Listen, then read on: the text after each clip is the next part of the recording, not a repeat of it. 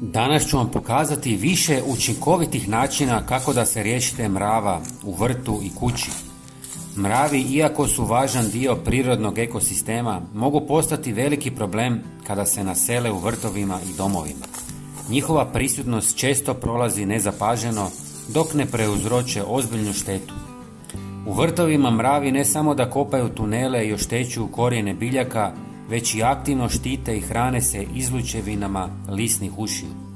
Ove male biljne štetočine luče slatku tekućinu, mednu rosu kojom se mravi hrane, zbog čega ih čuvaju i prenose na zdrave biljke. Na taj način indirektno doprinose širenju ušiju i ubrzavaju propadanje biljaka, što može ozbiljno ugroziti cvijeće, povrće i voćke. U kući mravi ulaze kroz najmanje pukotine na zidovima, prozorima i vratima u potrazi za hranom i vodom. Njihove kolonije se šire u skrivenim prostorima, oštećujući zidove, drvene površine i izolaciju. Neke vrste mrava, poput stolarskih, buše tunele u drvetu i time dodatno narušavaju konstrukciju kuće. Osim što kontaminiraju hranu, njihova prisutnost stvara neugodno okruženje i zahtjeva brzo djelovanje. Zbog povezanosti s lisnih ušima, sposobnosti prodiranja u kuću i stalnog razmnožavanja mravi predstavljaju opasnost za vrtove i domove.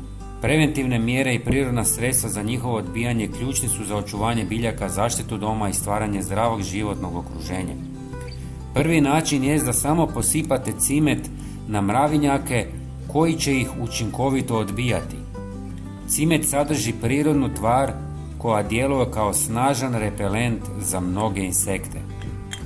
Pogledajte kako ga izbjegavaju.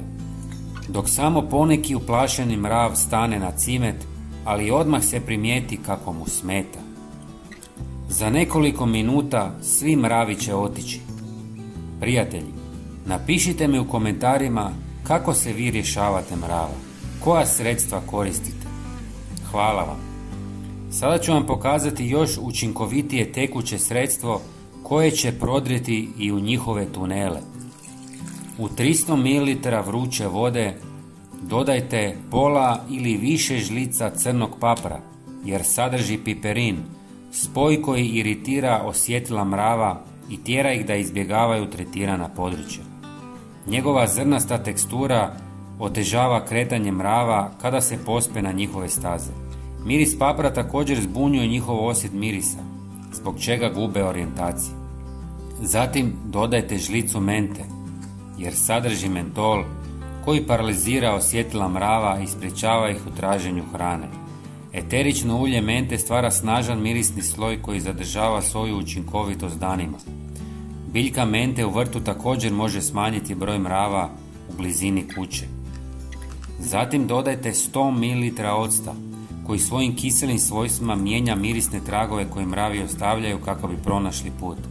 Njegov intenzivan miris im stvara neugodno okruženje pa napuštaju prostoriju. Kada se koristi za čišćenje, uklanja i privlačne mirise hrane koji ih dovode u dom. I zadnji sastojak je već isprobani cimet, koji stvara nepodnošljiv miris ni sloj za mrave, što ih sprječava da koriste uhodane staze. Njegov sastav djeluje iritantno na njihove osjetilne receptore i otežava im komunikaciju u koloniji. Sve ostavite par sati da odstoji, zatim procijedite kroz gazu. Špricajte gdje god vidite mrave. Prijatelji, pogledajte i naš sljedeći video na vašem ekranu. Hvala vam i pozdrav!